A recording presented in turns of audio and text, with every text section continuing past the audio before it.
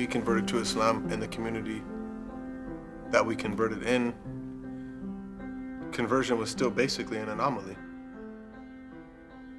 You know, convert here, convert there. So you didn't really have a need for an organizational response to conversion. But things have changed, and now there's in the upwards of 20,000 people at least a year that converting to Islam in America. We were lucky enough to meet like really great teachers early on in Islam. But there wasn't the community, like a broad-based support to whatever we were learning, and then attempting to translate into realities in our life and reconcile with everything we had going on. So it was almost kind of like you're learning from these masters, but you're this like very, very beginning student, and there's no kind of community bolstering that whole process and supporting that process along. So what that meant for the generation of people who converted to Islam when we did is some made it, some didn't make it. For me personally, I'm very grateful that I met the people that I did and had the opportunity to sit with and learn from the Imam Zayds, the Sheikh Hamzas, the Mawlid Hassans, the Abdul Manans, the Habib Omars, the Habib Alis, the Sheikh Khatris, the Sheikh Abdullahs. I mean, if I look at me, you, Yahya, and our generation compared to cats that are converting, we don't really have any much to complain about in that regard. But I think like that's one thing, the community is another. So even though Ta'leef is an idea whose time has come, it's still an anomaly in the community. It's still the exception, it's not the rule.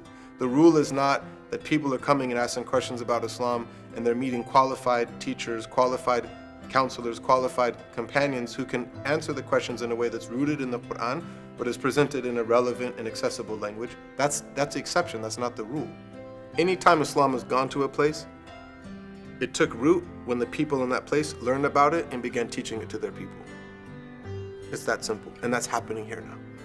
There's American people converting to Islam, learning about Islam, and teaching it to their people the best that they know how. If you're teaching beginners in Islam, or people that are not Muslim, or people that are interested in Islam, you have to speak in a language that, and what did Allah say in the Quran? We didn't send any prophet, illa bilisani qawmihi, except with the tongue of his people. And the tongue doesn't just mean language, it means an understanding of the entire cultural context. We're just doing it according to the reality of the cultural context here, which in our view is at the essence of the Quranic conversation. So if you're saying you're changing the deen, we're gonna have to talk about Islamic law, and talk about Sharia, and talk about the book and the Sunnah, and identify what are we doing that contradicts that. If you're saying that you're doing different than how I'm comfortable from a different cultural context, then yes, we are changing it. And it's only just begun. He said, sallallahu alayhi wa sallam, ad-deenu al-mu'amala. The religion is how you treat people, it's how you interact with people. So it's a social reality. إِنَّمَا بُعِثْتُ لِأُتَمِّمَ مَكَارِمَ الْأَخْلَاقِ. I was only sent to perfect noble character. What's character? It's how you treat other people. If you understand how much of a social reality Islam is, then you understand how much of our practice and how much of our community is going to be a social reality. It's not even a question of culture, it's not a question of social versus religious, it's a question of real versus fake.